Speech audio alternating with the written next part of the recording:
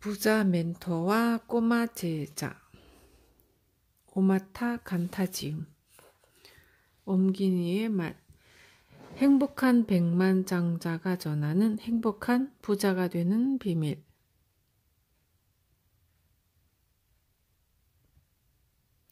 이 책의 저자 오마타 간타는 8살 때 사이토 히토리라는 걸출한 인물을 만나 장사의 재미를 처음 알게 되었다. 명문 중고교에 들어갔으나 적응하지 못하고 등교까지 거부하게 되었던 외톨이 학창시절. 장사의 길로 들어가 시행착오를 반복하며 24이라는 젊은 나이에 사장 자리에 오르게 될 때까지 사이토는 그의 정신적 지주였다. 사이토는 건강식품, 천연화장품 등을 판매하는 긴자 마루칸의 창업자로 2년 연속 일본 고액 납세자 10위 안에 선정된 명실상부한 일본 최고의 부자다. 그는 다수의 계열사를 거느린 재벌 총수도 아니고 부동산이나 주식 투자에 손을 대지도 않은 오직 장사를 통해 백만장자가 된 입지전적 인물이다. 또한 중학교 졸업이 학력의 전부지만 자신의 일을 즐기면서 행복하게 살아가는 한 사람의 상인이다. 사이토는 성공한 사람들의 독서 습관이라는 책의 저자로 장르를 불문하고 다양한 책을 섭렵하는 독서가이기도 하다. 그러니 그의 조언은 동서고금의 지혜와 자신의 경험이 버무려진 훌륭한 지침이라 할 수 있다. 사이토는 근본적으로 애정 어린 시선을 가지고 세상을 바라본다. 사람을 대하는 자세 또한 따뜻한 애정을 기본으로 한다. 어린 제자가 곤란에 처할 때마다 찾아오면 그는 은근슬쩍 격려한다. 제자가 자신의 가르침을 무시하고 경거망동으로 회사에 큰 손실을 입혔을 때도 결코 화를 내거나 나무라지 않고 이렇게 따뜻하게 다독인다. 뭐든지 어렵게 생각하는 사람들은 좀처럼 첫 발을 내딛지 못하지. 아예 도전조차 하지 않아 버리고, 물론 도전하지 않으면 실패도 안 하겠지만 절대 성공하는 일도 없단다. 우선 뭐든지 간단하게 여기고 첫 발을 내디디는 자세가 좋아. 실패해도 괜찮아. 거기서 뭔가를 발견하게 될 테니까. 거기서 뭔가가 시작될 테니 말이야. 또 그는 애당초 인간에겐 완벽이란 있을 수 없다며 이렇게 말한다. 인생이란 원래 실패로 점철되게 마련이란다. 문제는 거기서 멈출 것인가 다음 단계로 나아갈 것인가를 알게 되는 거지. 이번 실패를 다음에 어떻게 활용할 것인가에 대해 생각할 수 있다면 실패를 즐길 수도 있겠지. 뭔가가 변한다는 것은 멋진 일이야. 새로운 일이 기다리고 있는 거니까. 실패를 한번 즐겨보렴. 세상에 불가능한 일은 없어. 하지만 시도하지 않으면 아무것도 이룰 수 없겠지? 이제 60의 노인이 된 사이토는 행복해지는 사고방식을 강연하는 성공 전도사로서 전국을 누비면서 행복 바이러스를 전파하고 있다. 우리는 인생의 중요한 결단을 내려야 하는 순간마다 자기도 모르게 자신의 능력을 의심하고 부정하면서 우왕좌왕할 때가 많다. 그는 단언한다. 행복한 삶을 원한다면 무엇보다도 매사에 자신을 믿는 마음과 긍정적인 사고방식, 즉 플러스 사고를 갖는 것이 중요하다고 말이다. 자신을 부정하면 결국은 운명을 저주하거나 타인에게 책임을 전가할 수밖에 없지. 그렇게 되면 자신에게도 긍정적 에너지가 돌아오지 않아. 만일 마이너스 사고로 암시를 받아왔을지라도 이번에는 반대로 해보는 거야. 플러스 화법을 반복해서 뇌에 다시 플러스 사고의 주문을 거는 거지. 자신이 먼저 행복해지려고 노력해봐. 한 사람이라도 행복한 사람이 늘어나면 지구에서 불행한 사람이 한 명 사라지게 될 테니까. 자신이 행복하지 않으면 다른 사람을 행복하게 만들 수도 없는 법이야. 사이토는 진정한 상인이란 돈 버는 데만 집착하지 않고 사회에 도움이 되기 위해 항상 고심하는 사람이라고 정의한다. 그리고 그의 제자들로 하여금 각자의 삶을 되돌아보게 만든 영혼의 성장이라는 화두를 던진다. 다른 사람들의 처지를 헤아리면서 열심히 일을 하면 부자도 될 수도 있고 행복해질 수도 있지 않을까? 시간은 좀 걸릴 거야. 그러니 그 과정을 즐기는 자세를 가져야 해. 그 과정을 즐길 수 있으면 인간으로서 성장해 갈 수 있지. 우리의 영혼도 함께 성장할 수 있어.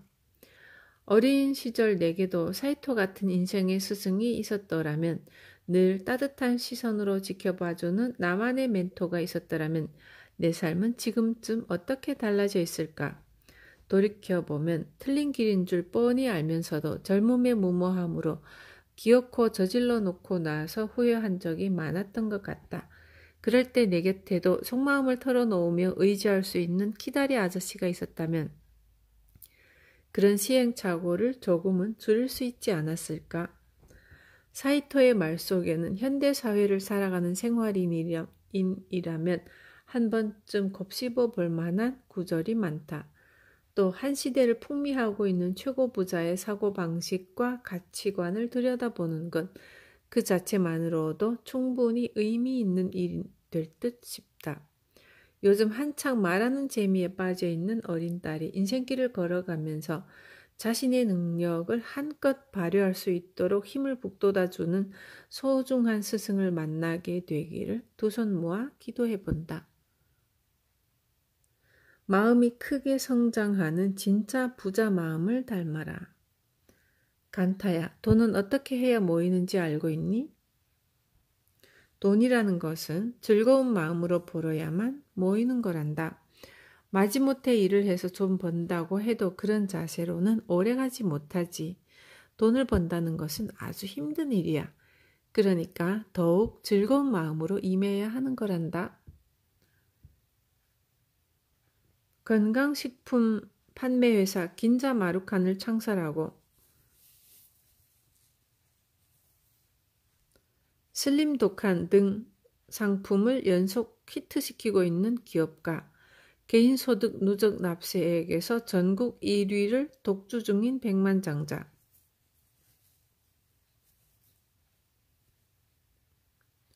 사이토 씨는 분명히 큰 부자이다. 그러나 그는 결코 어쩌다 한미천 잡게 된 벼락부자가 아니다. 자칫 숫자로 나타난 성과만이 거론되기 쉽지만 사이토 히토리라는 인물은 상인 정신으로 똘똘 뭉친 진짜 상인이다.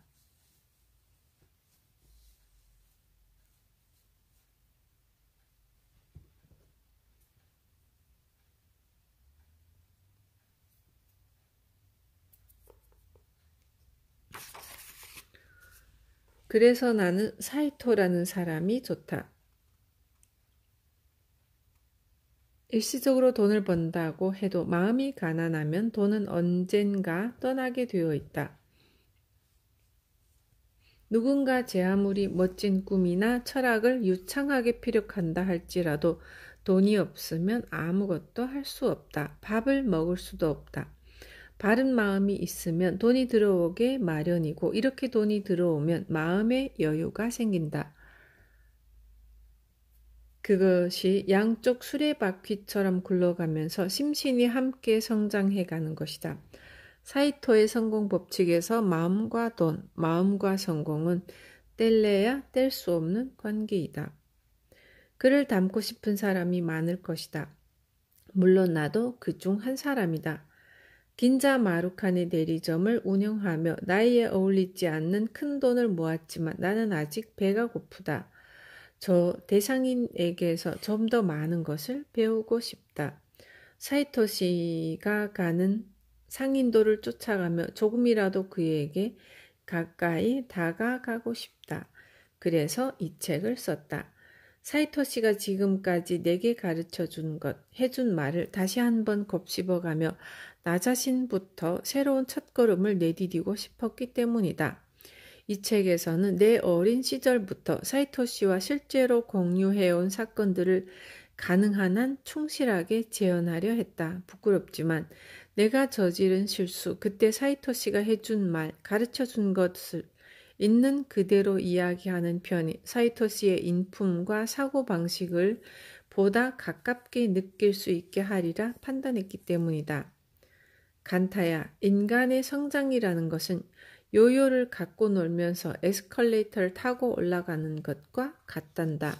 손에 든 요요는 상하 운동만을 반복하므로 전혀 진보가 없는 것처럼 보이지만 간타, 내가 타고 있는 에스컬레이터는 확실히 위로 향하고 있으니 안심해라. 일이 잘 안 풀리거나 우울할 때 나는 이 말을 떠올리면서 다시 힘을 낸다. 이 책을 통해 사이토라는 인물이 발산하는 에너지가 조금이라도 전달되었으면 하는 바람이다. 초등학교 3학년짜리의 노점상. 그렇게 해서 본전은 찾을 수 있겠는가? 나는 사이토 히토리 씨의 제자이다. 어린 시절부터 간짱이라 불리며 귀여움을 받았고 그와 20년 이상 알고 지냈다. 하지만 그동안은 내 쪽에서 일방적으로 찰거머리처럼 매달리며 폐를 끼치기만 했다. 나는 진정 불초 제자이다. 지금까지 나는 별로 훌륭한 제자가 못 되었다. 학창시절에는 주로 방 안에 틀어박혀 외톨이로 지냈고 사이토 씨가 시작한 긴자 마루칸의 대리점인 78%의 입사에서는 동료와 말썽이 생겼고 이를 무리하게 밀어붙이다가 큰 손해를 끼치기도 했다. 그때마다 사이토 씨의 조언으로 난국을 타개하며 굴곡 많은 삶을 살아왔다. 아직도 내 인생이 어지럽게 빙글빙글 돌고 있는 것처럼 느껴질 때도 있지만 그래도 직업을 바꾸고 싶다거나 또 다른 삶의 보람을 찾고 싶었던 적은 없다. 사이토 씨가 만드는 마루칸의 상품을 파는 일을 좋아하기 때문이다. 나는 상인으로 살아가는 것이 좋다. 부모님이 생선 가게를 했으므로 조금은 내게도 상인의 피라는 것이 흐르고 있겠지만 장사란 재미있는 것이라고 진심으로 생각하게 된 계기는 역시 사이토 씨라는 존재가 있었다. 사이토 씨에게 직접 장사를 배운 제자 중에 나는 아마도 최연소 기록 보유자일 것이다. 처음으로 장사를 해본 것은 8살 때였다. 우리 가게에서는 생선 외에도 해산물을 가공하여 판매하기도 했는데 겨울방학 동안 오징어랑 문어를 라이트밴에 싣고 파는 노점상을 해야 했다. 그때 장사란 것에 대해 하나부터 10까지 자상하게 가르쳐준 사람이 사이토 씨였다. 그 대단한 사이토 씨가 8살 꼬마에게 꼼꼼하게 장사의 기본을 가르쳐준 것이다. 어른이 되어서도 떠올릴 때마다 미소를 짓게 하는 그 추억은 나의 가슴 깊이 간직한 은밀한 보물이다. 초등학생이 혼자서 오징어와 문어를 팔고 있다. 지금 같으면 학교 선생님이 당장 달려올 문제인지도 모르지만 내가 어렸을 때 특히 태어나고 자란 도쿄 에도가와구의 마쓰시마라는 곳은 상인들이 많이 사는 자유롭고 활기찬 서민 도시로 초등학생도 어여시 장사를 할 수 있는 곳이었다. 그 당시에도 사이토 씨에 관해서는 잘 알고 있었다. 사실 파란즙 아저씨는 내 은인이었다. 나는 어릴 때부터 아토피성 피부염으로 고생했는데 사이토 씨의 특제즙으로 씻은 듯이 병이 나았던 것이다. 사이토 씨의 집은 우리 집과 그리 멀지 않은 곳에 있었는데 그곳에는 주민들의 사교장 역할을 하는 한 찻집이 있었다. 토요일 오후 학교에서 돌아오면 가업인 생선 가게 일로 바쁜 어머니는 나를 데리고 점심 식사를 하러 찻집에 가는 것이 습관처럼 되어 있었다. 그런데 그 찻집에는 이상한 남자 단골 손님이 하나 있었다.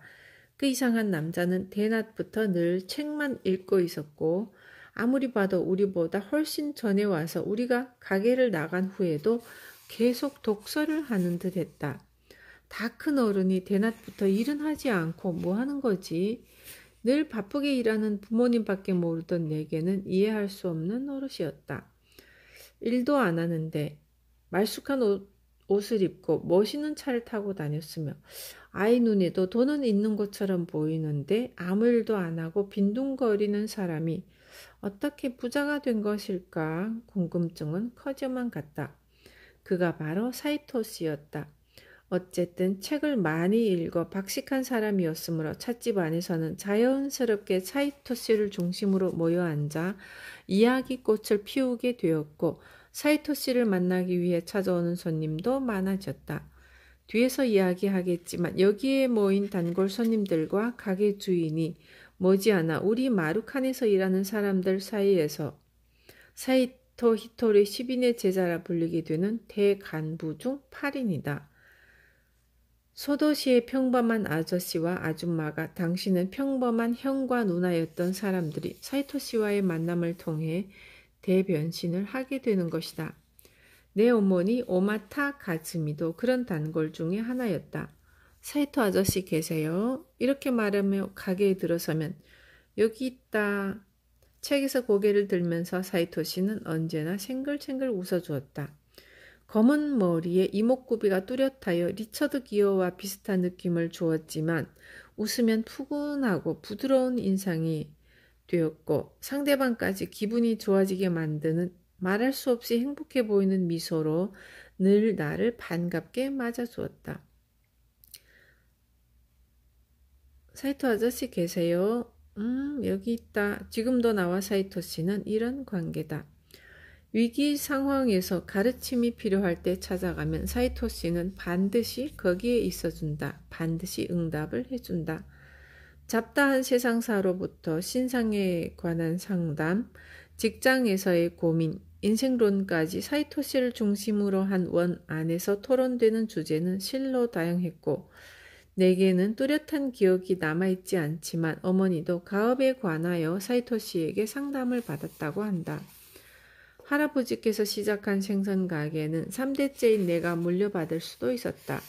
그러나 할아버지께서는 손자에게 가업을 잊게 할 뜻이 전혀 없었고 이제부터는 자격증 시대다 라는 말씀을 입버릇처럼 하시곤 했다. 좋아서 시작한 일이 아니었던지라 생선 가게는 먹고 살기 위한 수단에 불과했고 할아버지에게는 장사는 지겹고 고단한 일이었던 것이다. 내게 거는 기대는 의사나 변호사, 소위 인텔리 노선이었다. 부모님도 곤혹스러웠을 것이다. 가업을 물려받은 이상 가게를 키워나가기 위해 머리를 쥐어짜고 있는데 할아버지는 장사는 이제 그만 손자에게는 자격증을 라고 노래를 불러댔으니 내 장래에 대해 막연하게 엇갈린 기대는 피아노 교습이라는 기묘한 형태로 나타나게 되었다. 적어도 내 쪽에서 먼저 피아노를 배우고 싶다고 말한 기억은 없고 하지만 의사나 변호사의 자격과 피아노를 배우는 일이 어디서 어떻게 연결되었는지 지금은 아무도 기억하고 있지 않지만 어쨌든 나는 피아노를 배우고 있었다. 어느 날 늘 그랬던 것처럼 찻집에 갔는데 내 피아노 얘기가 나오게 되었고 사이토 씨가 이렇게 말하는 것이었다. 피아노를 배워서 본전은 찾을 수 있을까요? 처음에 어머니는 무슨 말인지 잘 못 알아듣겠다는 표정이었다. 오마타임으로 사이토 씨는 어머니를 그렇게 불렀다. 간짱은 상인의 아들 아닌가요? 장래에 월급쟁이를 만들 거라면 모르지만 장사를 시킬 작정이라면 본전도 못 찾을 일을 시켜서는 안 되죠. 본전에 대한 감각은 상인에게는 매우 중요한 것이니까요. 아무리 작은 가게를 혼자서 꾸려간다 해도 상인은 경영자입니다. 만일 본전 따위는 못 찾아도 상관없다고 태연하게 생각하는 경영자가 있다면 큰일이죠. 구입처에 죄송해요. 본전을 못 뽑아서 대금을 지불할 수가 없겠네요. 라고 말할 수 있습니까? 본전을 못 뽑은 만큼 월급을 깎읍시다. 라고 한다면 종업원들과 그 가족들은 어떻게 살아가야 합니까? 자신만의 문제가 아닙니다. 결국 주위 모든 사람들에게 폐를 끼치게 되죠. 이 아이를 장래에 상인으로 만들 마음이 조금이라도 있다면 빠르면 빠를수록 좋습니다. 현장에서 사고 파는 경험을 쌓게 하는 게 최선이죠. 현장에서 배우는 게 제일이니까요. 중요한 일은 어릴 때부터 습관을 들여두는 것이 가장 좋아요. 사이토 씨는 손실과 이득에 관한 이야기를 자주 한다. 손실과 이득 관점에서 생각하면 여러 가지 것들이 보다 알기 쉽게 다가온답니다. 손님과 이익이라고 하면 뭐든 돈으로 환산하는 것으로 알고 혐오하는 사람들이 있는데 뭐든 마찬가지죠. 사람의 감정도 기쁠 때는 이득이고 짜증날 때는 손실로 볼 수 있습니다. 결국은 사고방식을 말하는 거죠. 100번 지당하신 말씀입니다.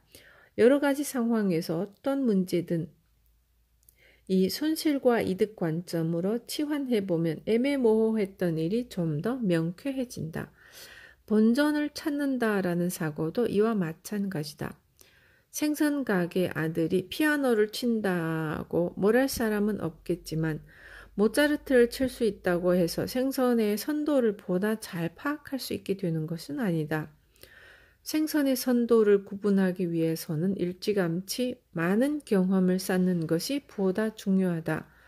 생선 가게를 물려받을 생각이라면 피아노를 배우는 데 소비하는 돈과 시간은 그다지 생산적인 투자라고는 할 수 없을 것이다. 가업을 물려받을 가능성이 있다면 어렸을 때부터 실제로 이를 경험하게 하는 편이 이득이다. 사이토 씨는 아들에게 장사를 한번 시켜보라고 어머니에게 한 번 더 권했다. 어머니는 충격을 받았다.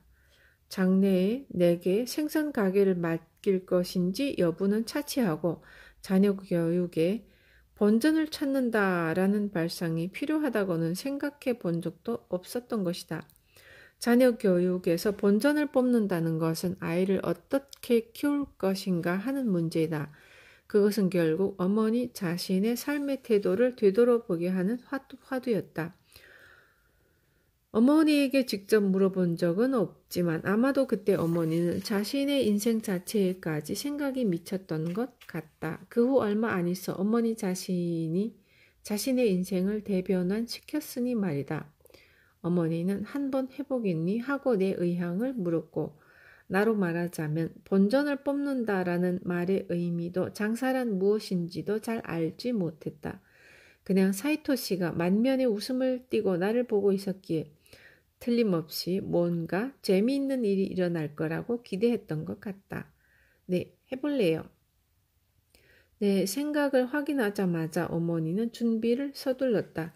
2, 3일 뿐이라고 할아버지를 설득하고 아버지에게 상품의 준비를 부탁했고 아버지는 아이들도 다룰 수 있는 가공식품을 선택한 다음 가게를 열 장소도 물색해 주었다.